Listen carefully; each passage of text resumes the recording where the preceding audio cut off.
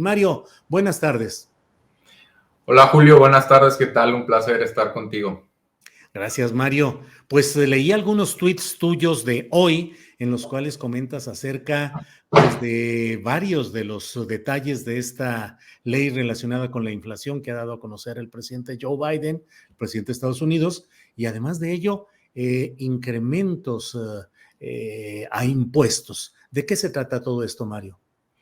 Bueno, hay que empezar, Julio, por decir que sí se llama reducción de inflación, básicamente la ley, pero es un tanto demagógico, ¿no? Pensar que incrementando el gasto como lo piensa hacer la ley se va a reducir la inflación, pues realmente está un poco descontextualizado al menos, ¿no? Creo que, por supuesto, que la parte política para vender la aprobación de la iniciativa iba por ahí, es lo que más preocupa en estos momentos a los estadounidenses. Pero las partes más interesantes de la ley y en donde realmente sí va a tener un efecto pues palpable, tangible, es en lo que comentas, en impuestos y también en acción climática o mitigación de la crisis climática ambiental que tenemos en estos momentos. En la parte específica de impuestos hay básicamente tres grandes medidas para incrementar la recaudación. Podemos hablar de en qué se van a utilizar, pero primero enfoquémonos en la recaudación. Son tres. Uno es incrementar en 80,000 millones de dólares la operatividad o la parte administrativa del IRS, que es el equivalente al SAT aquí en México. Se espera que duplique su fuerza laboral, que pueda hacer, por ejemplo, más investigaciones a cierto tipo de empresas complejas, dadas sus estructuras, digamos, fiscales y administrativas, y que además refuerce su capacidad tecnológica, ¿no? Entonces, ahí van 80,000 millones de dólares que se estima que va a traer recaudación adicional, ¿no? La segunda medida tiene que ver con un impuesto, una tasa mínima del 15% efectiva a las multinacionales que tienen más de 1,000 millones de utilidad al año. Estamos hablando de aproximadamente 150 grandes corporativos en los Estados Unidos que sí verían más pago de impuestos. Sabemos que tienen tasas nominales pues un poco más altas, Julio, pero a la hora de meter exenciones, deducciones, depreciaciones, etcétera, la tasa efectiva va disminuyendo y hay empresas, está muy documentado esto, que tienen tasas efectivas de menos del 10%, ¿no? De menos del 10. Sobre todo las tecnológicas y los bancos. Entonces, se está buscando con una tasa mínima que está bien, incluye todo lo que tú quieras, pero no me puedes pagar menos de este porcentaje. Lo que se espera que, por supuesto, lleve a más recaudación en ese grupo específico de corporativos. Hablamos de únicamente aproximadamente 150, ¿no? Y la tercera... Híjole, Mario, y esa medida pues afecta a los grandes capitales. ¿Impensable aplicarlo en México algo así? Bueno, en México también sería interesante porque va de la mano con la tercera iniciativa que te comento, que es un impuesto a la recompra de acciones, Julio. También está muy ligado a esto porque a veces cuando las empresas tienen utilidades, digamos lo que el neoliberalismo siempre dijo es, bueno, se va a inversión, ¿no? Y nos beneficia a todos porque queda empleos. Pero realmente lo que vemos es que cuando tienen muchas utilidades las empresas, mucho de eso pues lo decretan como dividendo, es decir, se reparte entre los accionistas o recompran las acciones. El recomprar acciones pues implica de la parte privada o ajena que tiene la empresa a otros inversionistas, pues recomprar esas acciones para recuperar el capital que tenían prestado por otro lado.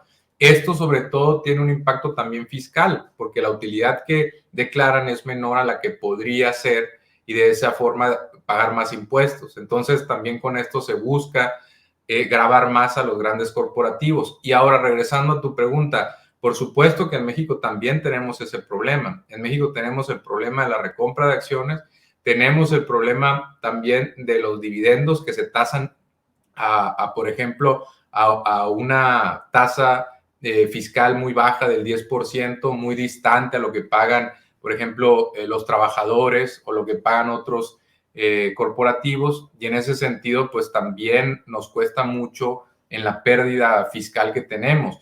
Todo esto es muy progresivo, Julio, porque si estás enfocándote a los grandes corporativos, a la bolsa de valores que están las empresas más grandes, si te estás enfocando ahí, focalizando los esfuerzos tributarios, en esos segmentos, pues por supuesto que el principal afectado son los grandes accionistas, que son muchas veces fondos de inversión, que son pues grandes, digamos, empresarios, innovadores o oligarcas, si lo quieres ver también así, llámese los multimillonarios de los Estados Unidos, y en ese sentido pues es redistributivo porque se espera que la recaudación de esos impuestos se vaya, entre otras medidas, al combate climático que podemos comentar, ¿no?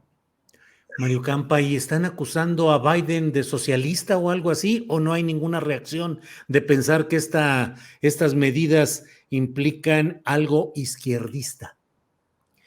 Pues mira, sí hay, de la parte dura de la izquierda en Estados Unidos hay una cierta molestia porque hace un año se presentó algo mucho más ambicioso que no logró el apoyo en el Senado, le faltaron 2 votos y ahora se presenta algo más light, más descafeinado. Y retomando tu pregunta, no hay un solo republicano que vota a favor de esta iniciativa, es decir, la derecha lo está vendiendo efectivamente como, para empezar, persecución y terrorismo, utilizando ese encuadre, terrorismo fiscal del IRS, el equivalente al SAT, que va a ir a perseguir a los pequeños contribuyentes. Es falso, ¿no? Está muy concentrado en ir por los grandes contribuyentes, por los grandes corporativos, por las grandes riquezas. Y en ese sentido, pues la verdad es que los impuestos a la clase media permanecerían prácticamente igual, y no se diga a los hogares más pobres, que incluso pueden recibir, gracias a la recaudación adicional, pues ciertos beneficios a través principalmente de vivienda un poco más costeable, ¿no? En ese sentido, pues sí, vamos a tener a un partido republicano de aquí hacia noviembre, que son las elecciones intermedias, machacando una y otra vez que pues es una izquierda radical que viene por más impuestos, que viene a atacar a los empresarios, etcétera, etcétera, etcétera. Cosas que ya hemos escuchado también en México, pero hay una coincidencia además con el caso mexicano. Los republicanos votan en contra en manada, todo el grupo parlamentario, y no hay una alternativa, ¿eh? Ojo, no hay un proyecto, digamos, de país alternativo, algo que en México hemos visto. Está bien votar en contra de las iniciativas con las que no están de acuerdo y que incluso te pueden provocar una derrota electoral mediática, pero algo muy distinto sería si presentas algo alternativo y lo sometes a la votación, cosa que no están haciendo los republicanos, como no vemos en la oposición en México, ¿no? Mario, ¿por qué? Digo, ya sé que las circunstancias políticas y estructurales son distintas, pero ¿por qué en Estados Unidos se da este paso? ¿Se puede dar este paso en un gobierno demócrata que es estimado en lo general como débil o como poco enérgico, incluso por el propio comportamiento personal del presidente Biden, distraído en ocasiones? ¿Por qué eso sí se logra allá y en México ni siquiera se ha planteado nunca una reforma fiscal verdadera como una opción de que el Estado pueda tener ingresos suficientes para cubrir sus necesidades? Sí, bueno, mira, hay que recordar que en Estados Unidos el tema de la fiscalidad suele ser mucho más, un factor electoral mucho más marcado que en México, donde típicamente tienes a los republicanos que quieren recortar impuestos y a los demócratas que quieren subirlos.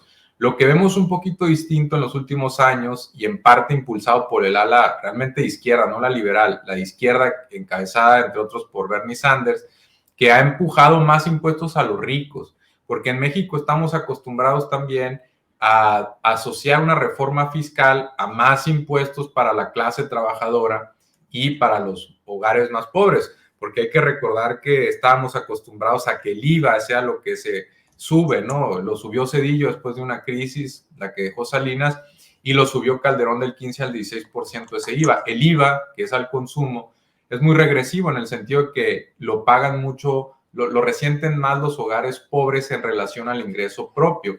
Entonces, en México lo que nos ha faltado, Julio, y hablo aquí desde la parte de vista estratégica y también desde el discurso de la izquierda, es no vender una reforma fiscal en general que recauda por recaudar, sino una reforma fiscal progresiva. Progresiva quiere decir que le cobra tasas más altas, impuestos más altos, a veces incluso focalizado específicamente a los más ricos. Eso es lo que hay que posicionar, que no se trata de reformas o de nuevos impuestos que afectan al 90%, sino al 10, al 5, al 1% más rico. Y es ahí donde hay que dirigir los esfuerzos en un país donde México, como México, que tiene tasas de pobreza cercanas al 50% de la población, uno de los países más desiguales del mundo, y además el de la OCDE que menos recauda impuestos y por ende menos gasto social tiene para reducir estas desigualdades, ¿no? Entonces yo creo que hay que ir evolucionando en el debate público y hay que plantear la necesidad no de cualquier reforma fiscal, una reforma fiscal progresiva, y si quieres quítale la etiqueta progresiva, que le cobre más a los ricos, para ser francos y directos, ¿no? Pues sí, pues difícil en las circunstancias políticas y siempre con la reacción, los coletazos de los grupos de poder económico en México que ante la menor el atisbo de una reforma que afecte sus ganancias, se ponen complicadas las cosas. Mario, pues gracias por esta oportunidad de platicar, de analizar estos temas, a reserva de lo que desees agregar para complementar o para añadir algo. Mario. Un gusto, Julio, estar contigo. Digo, es una reforma, se considera histórica en términos del combate al clima. Para resumir, no afecta mucho la inflación y sí es progresiva en el sentido de recaudar más impuestos a los ricos. Yo creo que hacia 2024 México tiene que plantearse el debate de esa reforma fiscal progresiva y pues estamos en buen tiempo, ¿no? Y un saludo a todos, a la audiencia, y gracias por recibirme. Al contrario, Mario, muchas gracias y buenas tardes.